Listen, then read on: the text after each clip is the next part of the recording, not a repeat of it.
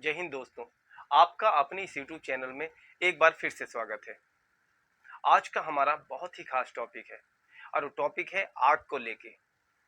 आग हमारे जीवन में एक बहुत ही महत्वपूर्ण भूमिका निभाती है। आग के सकारात्मक पहलू सभी जानते हैं, लेकिन आग के नकारात्मक पहलू बहुत कम लोग जानते हैं।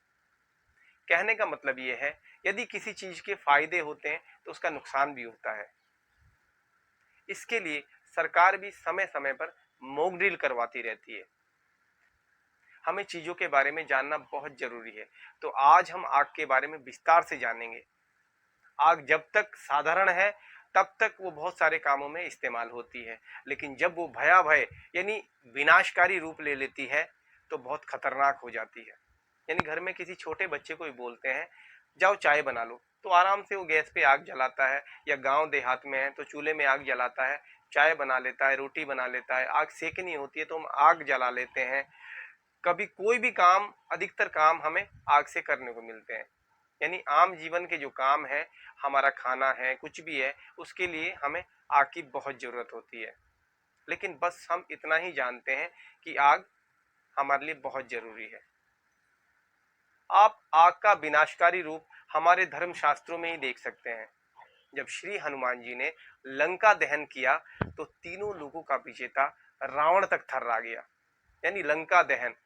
तो आइए जानते हैं आग है क्या। आग एक रासायनिक प्रक्रिया है जो तीन चीजों में चेन रिएक्शन होने के कारण लगती है। वो तीन चीजें हैं क्या? वो तीन चीजें हैं ऑक्सीजन, ईंधन और उचित तापमान। ये तीनों चीजों में जब आपस में चेन रिएक्शन होता है तो आग लग जाती है। आग लगने के लिए करीब 16 या 17% से ज्यादा ऑक्सीजन का होना जरूरी है। आग लगने के लिए 68 डिग्री या उससे ज्यादा तापमान का होना जरूरी है। अभी हमने जाना कि आग तीन चीजों के मिलने से लगती है। अभी हम जानेंगे आग कितने प्रकार की होती है। मुख्य तौर पर देखें तो आग चार प्रकार की होती है, जिसको ए, बी, सी और डी कैटेगरी में विभाजित किया गया है। तो जो ए कैटेगरी में आग आती है वो आती है साधारण आग, जैसे रबड़, लकड़ी, गत्ते, यानी ठोस आग। यानी जो आग जलने के बाद अवशेष छोड़ती है उसे साधारण आग कहते हैं। बी क्लास की आग यानी तरल पदार्थ की आग, जैसे पेट्रोल, डीजल, केरोसिन, यानी जो तरल पदार्थों में आग लगती है उसे बी क्लास की आग कहते हैं। अब आते हैं सी क्लास की आग में। सी क्लास में गैसों की आग आती है, जैसे इथेन, मीथेन, एलपीजी, सीएनजी।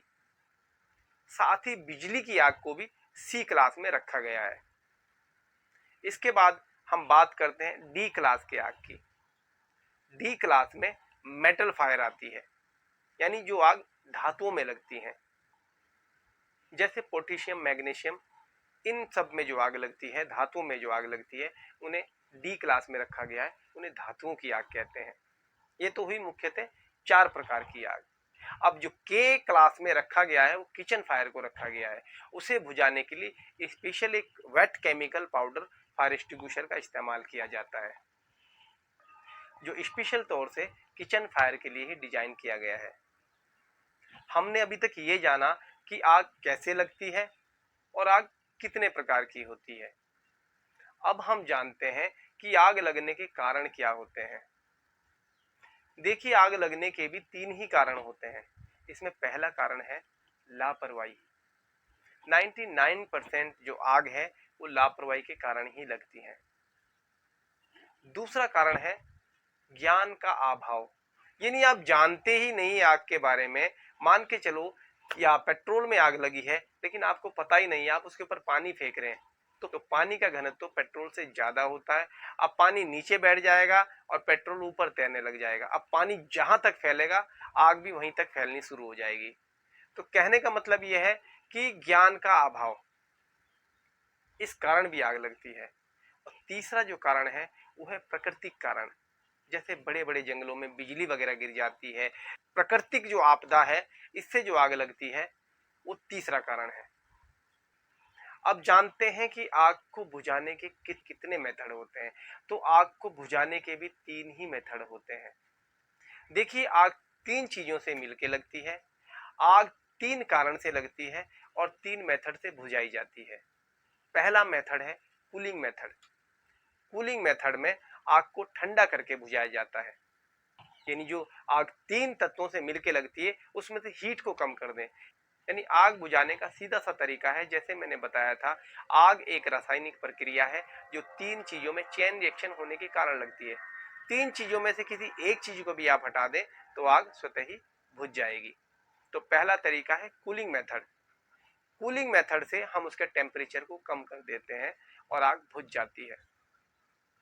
दूसरा मेथड है स्मूदरिंग मेथड, यानी उसके ऑक्सीजन लेवल को कम करके भी हम आग को बुझा सकते हैं।